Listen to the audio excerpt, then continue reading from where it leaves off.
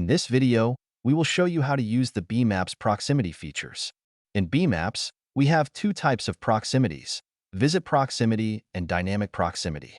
Proximity features allow users to assign areas as geo-shapes that detect when users pass through them, or they can also be used to check the distance between two devices. Visit proximity is used to detect when a user is passing through a chosen region. This feature can be used to remind yourself or someone else in your BMaps group to visit a certain location.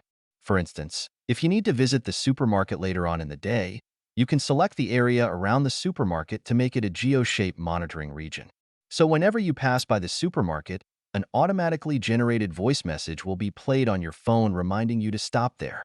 A visit proximity can be set up for yourself or the other people in your group. Dynamic proximity checks the distance between two devices in your BMaps group. You can set up a dynamic proximity that tells you when someone is getting closer to you. This may be useful if you are at home and want to know when a family member will arrive from work, school, or shopping. The opposite can be done as well. Parents who worry that their children might stray too far from them may set up a dynamic proximity to be notified when their kids are too far. Daughter's device. Now, we'll show you an example of how someone can set up and use visit proximity. A girl is at a shopping center with her mom and wants her dad to stop by and get her something from the toy shop. The daughter decides to set up a visit proximity for her dad. This will notify him to visit the shopping center on his way back from work.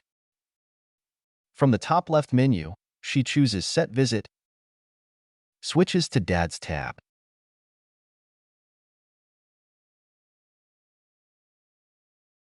and then taps New GeoShape. She picks the center of the visit location and the diameter of the monitoring region. She makes a large region size to ensure that the proximity triggers. Now, she clicks Save GeoShape. She names the location of the visit. If needed, you should use underlines instead of spaces when naming a visit location. She types in the message for the proximity asking her dad to buy her a Lego flower. You may choose a different duration when setting up a proximity.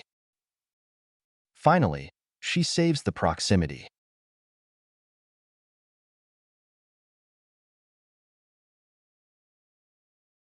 Now that the visit proximity has been created, her dad will be reminded to visit the shop on his way back from work, and he knows what to buy. Son's device. Now, we will show you how to edit the existing proximity. Let's take a look at her brother's device. He can also see the visit proximity in BMaps and wants to write a message for his dad.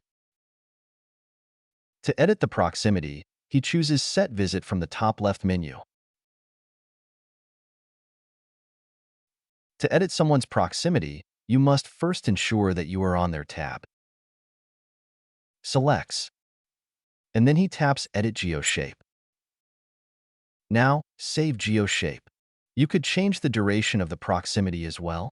Be aware that when the duration of this proximity expires, it will automatically be deleted on the devices which are connected to the mobile data network. Here the son decides to write a message asking his dad to also buy him Lego Police. To save your changes, simply tap Save Proximity. Now that the proximity has been edited, the message written by the son will have been sent to his dad telling him to also buy Lego Police. Please note that when devices are connected to mobile data networks, it may take a minute or two for the proximity to appear on each device's app. Dad's device. Shifting to the dad's perspective, he can see the GeoShape on his map, as well as the messages from his son and daughter. When the father passes through the visit proximity, an automated visit message will be played on his device. The same messages can be found in the Messages view. He or anyone else in the BMaps group can delete the visit proximity. If you wish to remove a visit proximity, then follow these steps. First, go to Set Visit. Select the tab of the group member to whom the proximity is assigned. And finally, Select the marker of this GeoShape and choose Delete Selected. Please note that the visit proximity will be automatically removed when it expires. Now that we are done with visit proximity, let's switch to another phone and see how dynamic proximity can be set up and used. Daughter's device. In this example, the daughter is in a coffee shop and wants to know when her father will be close by.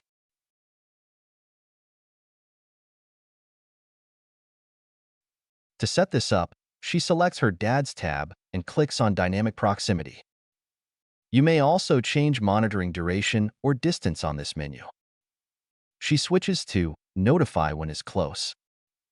Now, the daughter will receive a notification when her dad is in the area.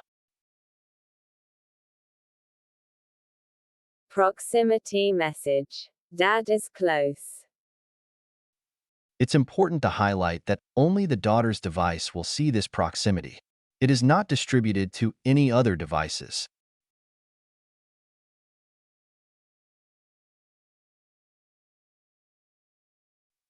To remove a dynamic proximity, you must go back to the tab of the person, tap on Dynamic Proximity, and now click Remove.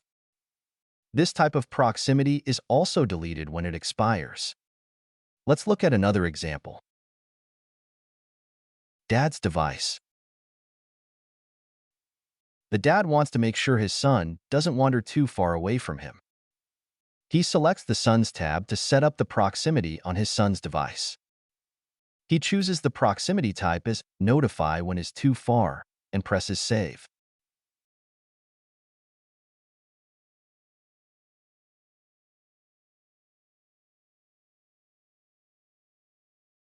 The proximity GeoShape is green when the sun is within the allowed distance.